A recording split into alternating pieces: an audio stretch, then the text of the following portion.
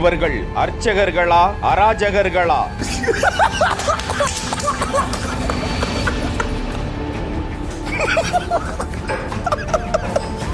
குத்து டான்ஸ் பிரசித்தி பெற்ற பெரிய மாரியம்மன் கோவிலுக்குள் நடந்த அக்கிரமம்.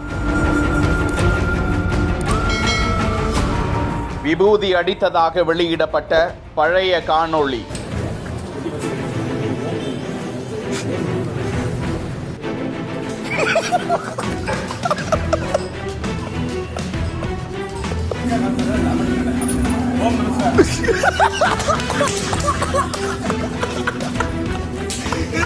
விருதுநகர் மாவட்டம் ஸ்ரீவில்லிபுத்தூரில் இந்து சமய அறநிலையத்துறையின் கட்டுப்பாட்டில் உள்ள பழமை வாய்ந்த பெரிய மாரியம்மன் கோவிலில்தான் உதவி அர்ச்சகர் கோமதி விநாயகம் மற்றும் திருவிழாவுக்காக வந்திருந்த வெளியூர் அர்ச்சகர்கள் குத்தாட்டம் போடுவது போன்று காணொளி வெளியாகி பக்தர்களை பதற வைத்தது.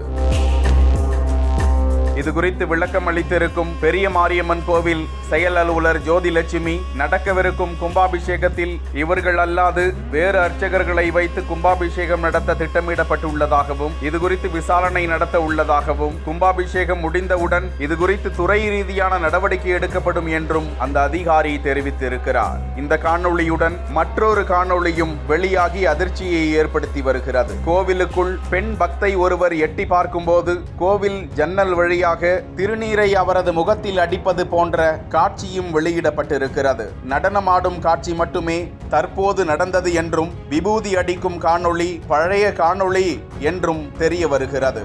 குத்தாட்டம் போட்ட அர்ச்சகர்களை தனிப்படை அமைத்து போலீசார் தேடி வருவதாகவும் கூறப்படுகிறது.